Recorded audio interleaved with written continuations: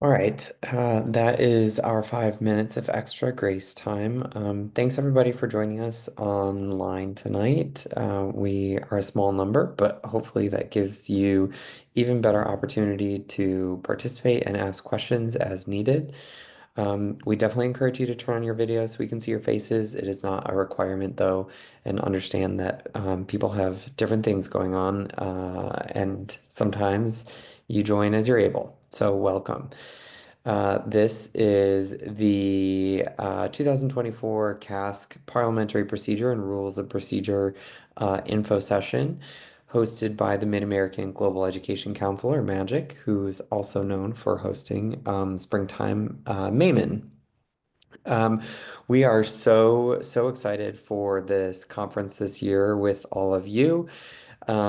We are excited to be spending a little bit of time together tonight to try to help explain, especially for those of you that might be joining one of our conferences for the first time, how those conferences work from a standpoint of parliamentary procedure and rules that can be helpful, again, especially if it's your first time, how to go through some examples that will be helpful to get you uh, able to participate during debate during the conferences. Um, and so I will introduce myself and then let Io and George introduce themselves as well. My name is Eric Raynal. I am quite old, and and have been around the block a handful of times. I formerly was going to be leading Security Council 3, but just a late breaking update have been adjusted to lead the one of the NATO sessions. And that's me. I live in Cincinnati, Ohio. George, you want to introduce yourself next? Sure. So I'm George. I've been with Mayman for 4 years now, I think. But I'm not actually going to be staffing cast, but I'm still helping out with this. And I am currently a PhD student at Northwestern. Well, hello everybody. I am Io. This is my second year on staff, and I will be the chair for PIF Blue, which that stands for the Pacific Islands. And I am a undergraduate student at the University of Michigan. And the F stands for forum. Yeah, completely forgot about that. Yes, sorry, the Pacific Island Forum. So going over tonight, we're going to go over the parliamentary procedure, which goes over motions and points. And then we're also going to go over all of the rules of procedure for all the regional bodies, because each of them are slightly different. That'll be the Security Council, the European Union, Pacific Islands Forum, Organization of American States, and the North Atlantic Treaty Organization. So the first thing, the biggest part of how anything gets done is through motions. Motions are like the primary mechanism that we use to move along anything in debate. This includes speaking, and for this includes with speaking or voting. And motions fall under two categories. So most of the motions that we have are procedural, meaning they can only affect how debate takes place. Procedural motions only affect those delegates in the room. For example, that would be speaking time or entering voting procedure. But then there's also substantive motions. Those are things that affect anything that happens outside of the room. So that would be on voting, on resolutions or amendment. And the the biggest difference with this is the difference is great when it comes to the Security Council, because with substantive motions, we're going to go over it, but with substantive motions, the P5 has vetoing power over those motions. With procedural and substantive motions, that's really only when it really matters between the difference between the two. And reminder that it is a little different here at Magic than if you attended another conference, which is always why it is always why it's great to go over this over again. So how to make a motion, you raise your placard and you wait to be acknowledged by the chair. Reminder, when you do raise your placard, to raise it nice and high, and have the name of your country facing the chair. Please do not fiddle with your placard whenever you do not want to make a motion, because it confuses the chair, because we assume that when you just holding your placard or raising it just a little bit, that you want to make a motion. And a little example dialogue of how this would go is the United Kingdom will raise their placard. The chair then acknowledges United Kingdom by saying, United Kingdom, to what point? UK will reply, I'd like to make a motion. The chair says, state your motion. And the UK will then say, motion for a 10-minute caucus. That is the typical format, but if we totally understand if you do not understand what the dialogue is supposed to be. We are there to help you throughout the whole process. So going over some of the motions, we are going to go over the most common motions that are going to be used in debate. There are a few more, but all of this, you're going to get a booklet that's going to have all the motions in it, just in case you miss anything. So motions that start and stop debate. So there's a motion to suspend debate. This pauses the session for an official break, like a mealtime or the end of the conference day. That's really when it's ever used. Adjourning debate, though, ends the session, and it should only be used at the end of the conference. So suspend is a pause, adjourn is ending completely. Close debate is to close the debate on the current topic and then moves the body immediately into voting procedures, skipping all remaining countries on the speakers list. That would really only be used when you want to move from one topic to the next. We do have multiple topics. And then to limit or extend debate, that is anything that deals with the speakers list, including speaking time, setting the max or minimum number of follow-up questions, or opening or closing the speakers list. And then bringing resolutions or amendments to the floor.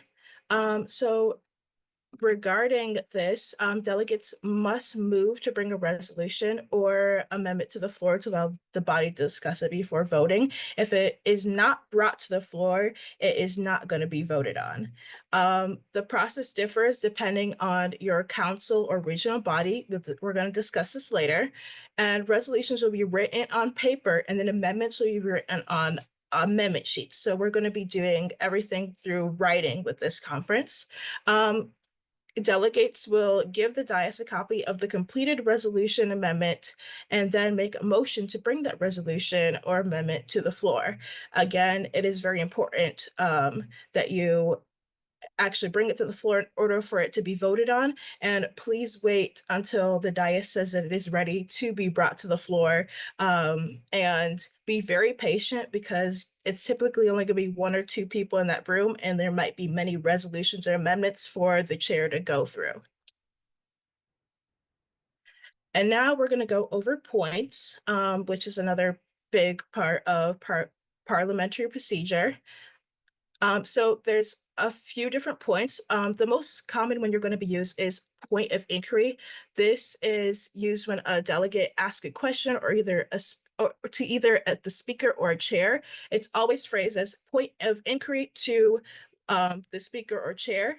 And it'll be like, for example, it'll be China finishes a speech and yields her remaining time to questions. Delegate from Russia raises their placard. The chair then says, delegate from Russia, to what point?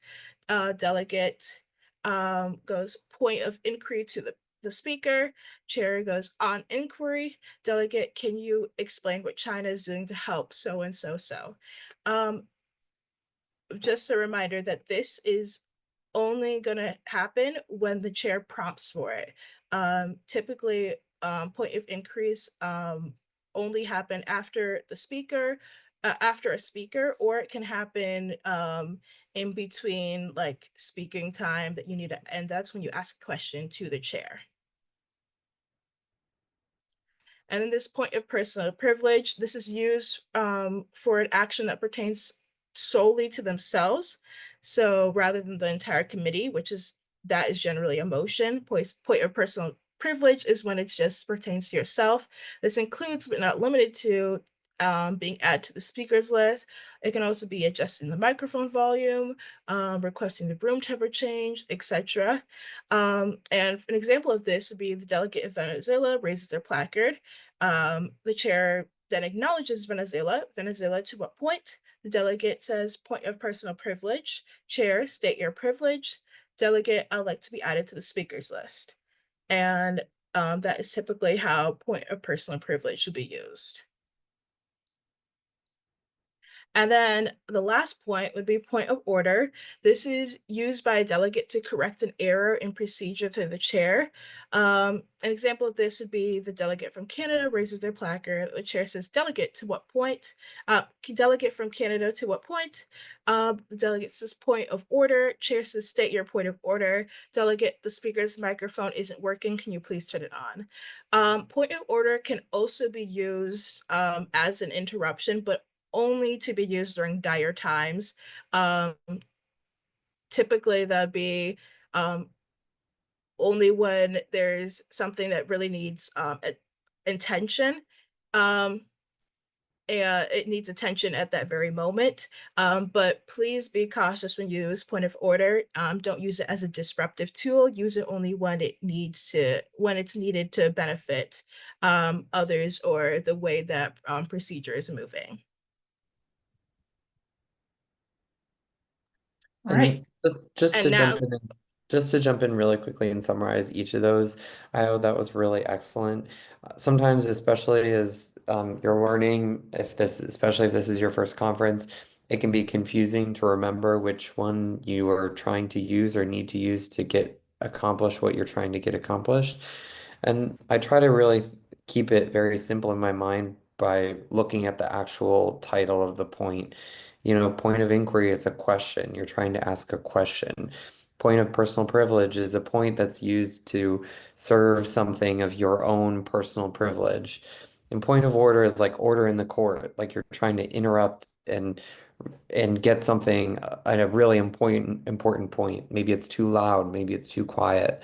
Something that is worth the interruption of whoever's speaking at the time. So if I try to think of those three things really at their basic level of what they're called, then it's helpful, I think, to keep them apart.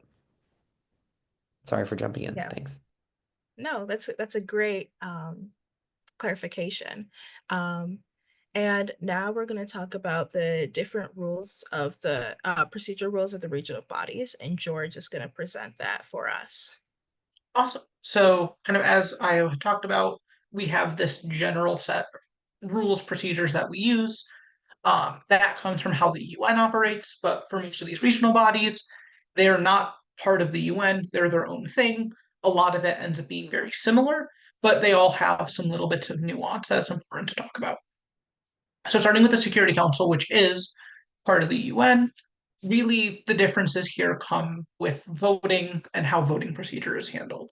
So, in a normal committee, once the speakers list is exhausted, debate's closed, you immediately move into voting procedure. Where in the Security Council, if the speakers list is exhausted, the chair will entertain for any motions that are on the floor. After those have all been entertained, then you move into voting procedure. This is something, again, it's just these small differences that change how debate flows. And if you're ever not sure, just ask your chair. It is their job to know this and their job to be able to help you go through all of this. In addition, like in a normal BA committee that you may have done before, you can at any point motion to close debate on the current topic. and move into voting procedure. The big thing is just what happens when the speaker list is exhausted.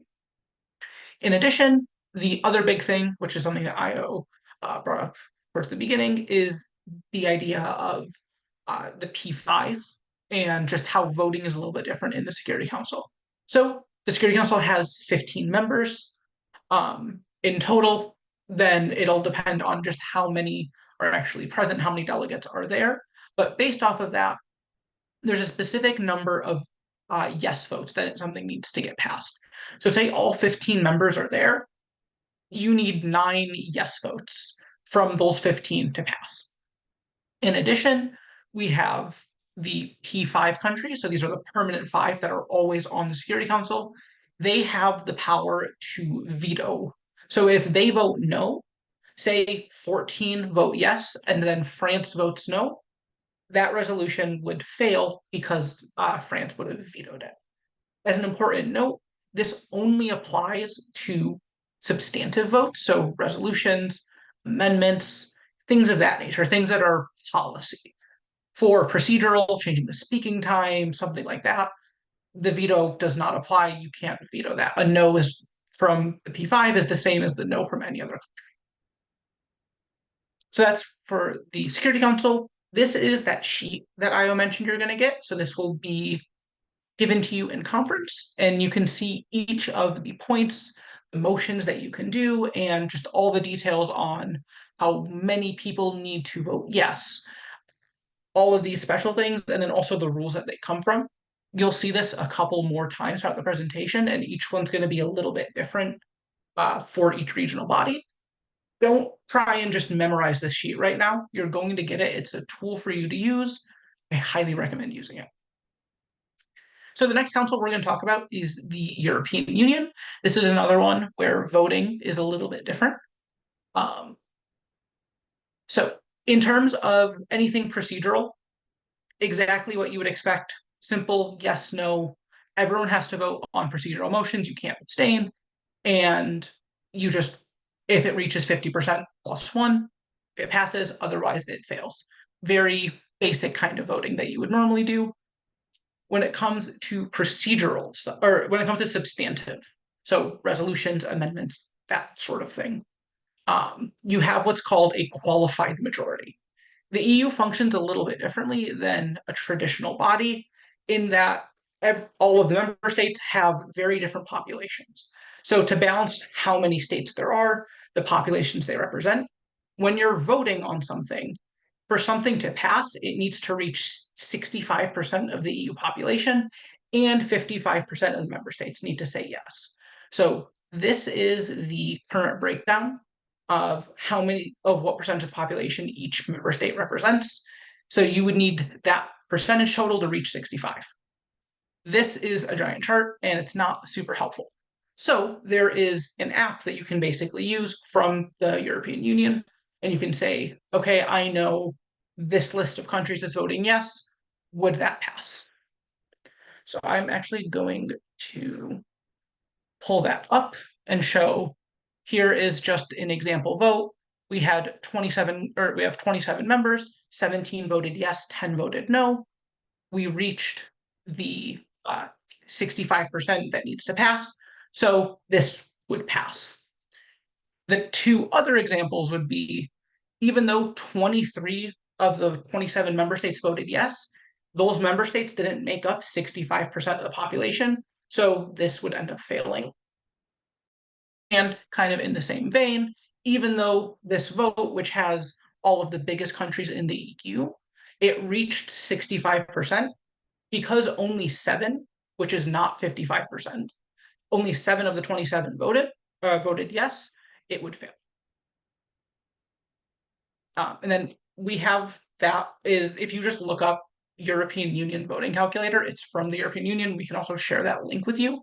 It will make your life a lot easier than trying to do the math in your head. In addition, so if you have a block voting no, even if that block makes up 35%, it needs to have at least 4 people. So 3 countries voting no isn't enough, at least 4 need to. and those four have to make up at least 35% of the population. In addition, we always talk about abstentions as an option when you're voting in a very specific way or you're basically not voting on something. In a normal committee, in a normal vote, an abstention would just remove you from the total, and then you'd adjust everything else from that. In the European Union, the abstention is the same as a no. It doesn't change the thresholds that need to be reached. So that qualified majority we talked about, you have to reach both parts of that in order to pass. You're voting with a normal placard vote in the same way. The president or the chair will read the result of the vote after it's finished, and then we're going to be using that calculator in order to determine whether something passes or fails. In terms of bringing resolutions and amendments, this is, again, with the EU, just a little bit different. So in order to bring something to the floor, it just requires a second and a simple majority, where in the UN, it requires a third of the body. Anytime you're voting on amendments and resolutions, that's what we've been talking about. That's where you have your qualified voting, 65% population, 55% countries. That has to happen. Dividing the question, which is something that will sometimes come up where you're splitting a resolution during voting, not a thing in the EU, you can't do that. And then closing debate, moving into voting procedure. For the UN, I believe is 2/3. For the EU, you only need a simple majority for that motion. And again, that was a ton of information, but for all of the motions, what needs 50%, a simple majority, qualified majority, you'll have this chart again. It also has the specific rules if you're curious and you want to go look at what the specific rules of the EU are. And I like, George, that you just explained that, each of these groups, and especially for the EU, there's going to be some nuances about voting and majority and what passes or what fails. The chairperson of your group, who's on staff with us, is there to help support and guide you through each of those votes, especially when it gets confusing. So when you have questions, we just encourage all of you to reach out, speak up, and ask questions, and hopefully the explanation makes sense, and you learn something along the way. We're here to help. And if you ask something and the explanation doesn't make sense, tell us, because that means we need to re-explain it. All right, so moving on to the Pacific Islands Forum. This one is it's not as different as the EU. I think that's the one that has the most going on. So a lot of times we'll talk about quorum. So basically this means that there is a specific threshold of people that need to be in the room in order for something to happen. So I think normally it's 60%. It depends on what specific body you're looking at, but that basically would mean if 60% of the delegates aren't in the room, you can't vote on something. Like you're not, by the rules, allowed to vote on something. The Pacific Island Forum does not have that. So no matter, even if there's one person in the room, they can motion to move into voting procedure and then they just vote. In terms of bringing amendments and proposals to the floor, this only requires the support of 2 additional members, so not even a simple majority, just 2 people, so basically a second and a third. And then for voting, every decision is going to be made by consensus. And if that's not possible, then you move to a simple majority of those present in voting. And again, we have a little sheet that you'll get that says, here's all of that information again, and you can always reference this at any time. For the OAS, the Organization of American States, here's that quorum again. Quorum for debate is 1/3 of the body, so 32%. Entering voting procedure, 2/3, so 66%. Need to be in the room, regardless of if they're going to vote yes or no. They need to be there for that vote to happen. To close debate, you need a yes vote with 2/3 of the body. And in that, delegates are allowed to speak either in favor or against, or just speak in opposition for 1 minute. When that happens, the chair will ask anyone who wants to speak in opposition to raise their placard.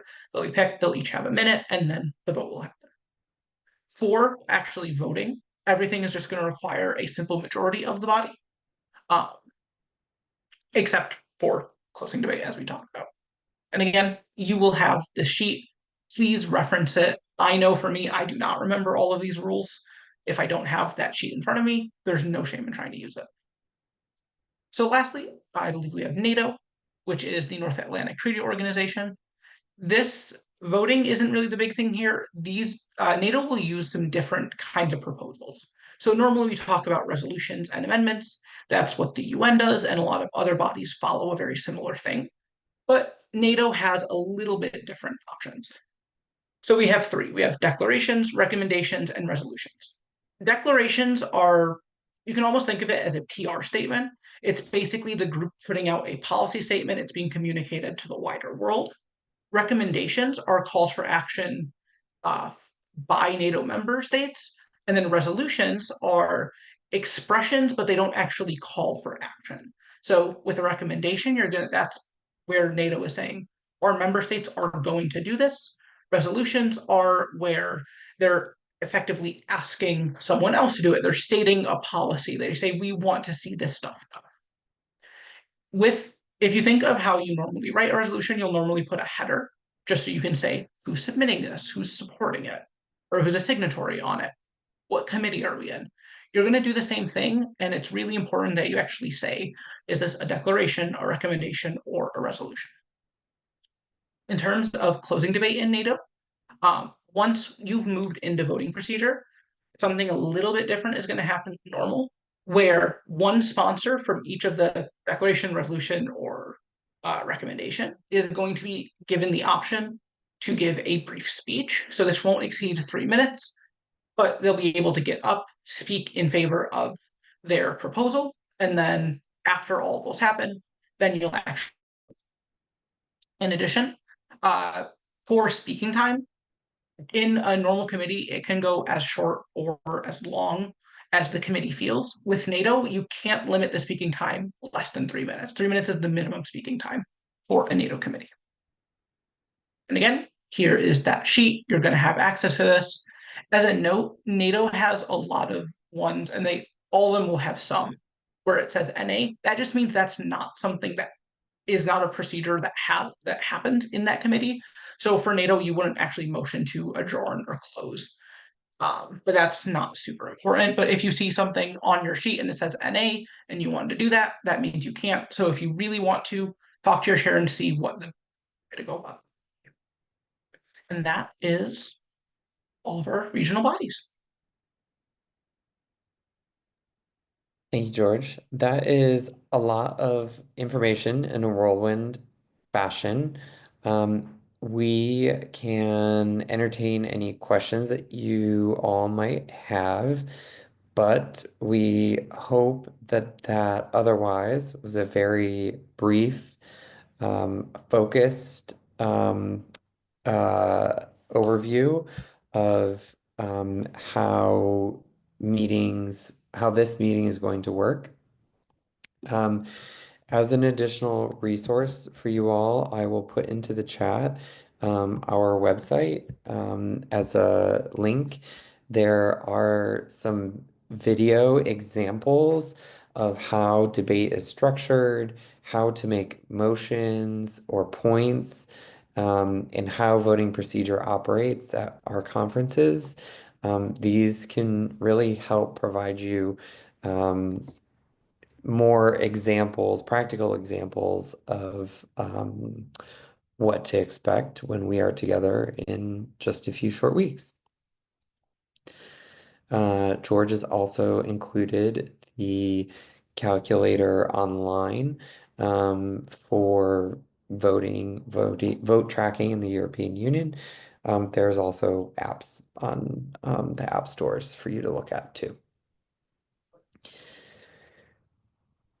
Feel free to speak up. Otherwise, thank you very much for joining us tonight, and I hope you all have a very happy Thanksgiving. See you later, Io. See you, George. Bye.